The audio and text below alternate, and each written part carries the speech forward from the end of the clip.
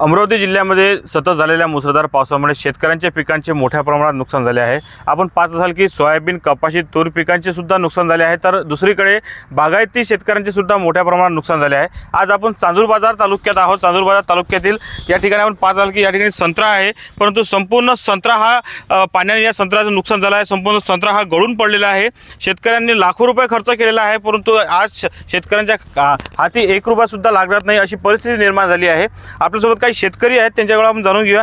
दादा, काय सांगाल, तुमचा संत्रा आहे, ह्या संत्र्याचं संपूर्ण संत्रा हा गळून खाली पडलेला आहे, कशा प्रकारे हे नुकसान झालेलं आहे? हे नुकसान आम्ही आता याला नुकसान म्हणावं का मोठं संकट म्हणावं, कारण की दरसाल आम्ही सतत 4 वर्षापासून कृषी विभागासंघ आणि जे नागपूरचं संशोधन केंद्र आहे त्याच्यासोबत भांडत आहे। आम्ही या बागायतीला दरसाल पैसे लावतो आणि उभं करतो का बा या वर्षीने पुढच्या वर्षी चांगलं पीक येईन, आपण त्यांनी जे म्हटलं ते फवारतो आणि जे म्हटलं ते टाकतो। हे सर्व तयार झाल्यावर दसऱ्यापर्यंत चांगले संत्र दिसले आणि मी ह्या बगीचा पण 21 लाखात विकला होता। विकल्यानंतर या बगीच्यात संत्रच नाही राहिले, व्यापाऱ्यानं टाकला आणि ही पूर्ण गळण झाली।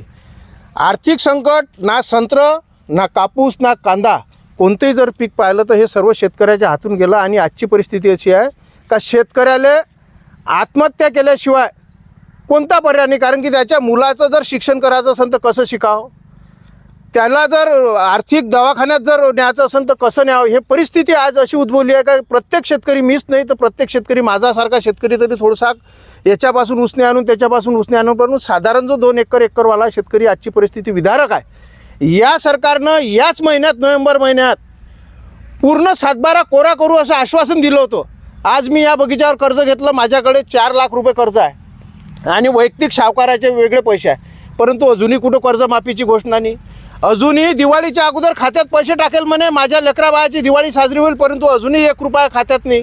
प्रत्येक शेतकऱ्याची दिवाळी अंधारात गेली। म्हणून या शेतकऱ्यांनी आता तरी जागृत होऊन 28 तारखेमध्ये होणारा एल्गार मोर्चा, बच्चूभाऊच्या मोर्चात जास्तीत जास्त लोकांनी समाविष्ट व्हा आणि सर्व शेतकऱ्यांनी सामील होण्यासाठी आम्ही आज सज्ज झालो आहे। हा सडलेला संत्रा त्यांच्या अंगावर टाकायची आमची तयारी आहे। तरी सर्व शेतकऱ्यांनी 28 तारखेच्या एल्गार मोर्चात हजर राहावे एवढीच विनंती करतो। आपण म्हणतो की दिवाळीपूर्वी सरकारने म्हटलं होतं की बा शेतकऱ्यांना आर्थिक मदत देऊ, काय सांगाल, दिवाळीपूर्वी तुम्हाला मदत देण्याची घोषणा केली होती, ही मदत मिळाली का तुम्हाला? मदत तर मिळालीच नाही, ते हवेतच विरघळली, फक्त आश्वासन दिले त्यांनी। आजपर्यंत कोणाच्याच खात्यात 1 रुपयासुद्धा जमा झालेला नाही आणि आशाही नाही वाटत का दिन म्हणून। आता ते दुसरेच निष्कर्ष काढत आहे। कृषी अधिकाऱ्याला विचारलं तर ते म्हणते तिकडून डायरेक्ट पैसा येणार आहे, पण अजून पण तर काही असं वाटत नाही की ते पैसे देणार म्हणून, मुश्किल वाटते।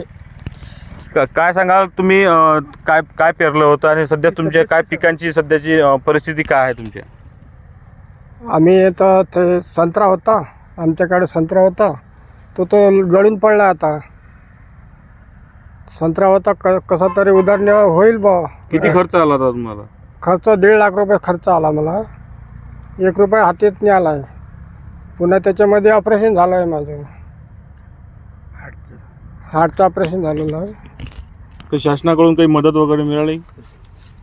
शासनाकडून काही मदत भेटली का तुम्हाला? सरकारी पैसे भेटले नाही, आताची मदत जाहीर केली होती पण मिळाली नाही। तर आपण पाहताल की शासनाने जी मदत जाहीर केली होती मदत मिळाली नाही। आपण पाहतो की या अगदी गरीब शेतकरी आहे, यांनी 1.5 लाख रुपये खर्च केले होते त्यांच्या संत्र्यासाठी, मात्र 1 रुपयाही सुद्धा त्यांच्या हातात लागलेला नाही। आणखी सुद्धा काही शेतकरी आहेत, काय सांगाल, शासन म्हणते की आम्ही शेतकऱ्यांच्या पाठीशी आहे, काय वाटते तुम्हाला? काही पाठीशी नाही आहे, काही रुपया पण मिळाला नाही आणि आता परिस्थिती लय कठीण आहे। आता काय करा काही हे समजत नाही।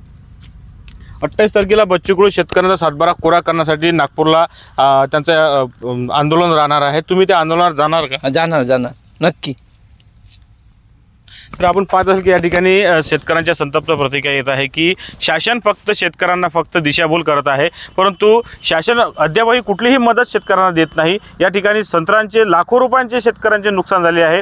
खरीप हंगामात ज्या शेतकऱ्यांनी पेरणी केली त्यांचे सुद्धा मोठे नुकसान झाले आहे, परंतु शासन या शेतकऱ्यांकडे कुठेही लक्ष देत नाही। मी किरण होले, जनविकास न्यूज, अमरावती, चांदूर बाजार।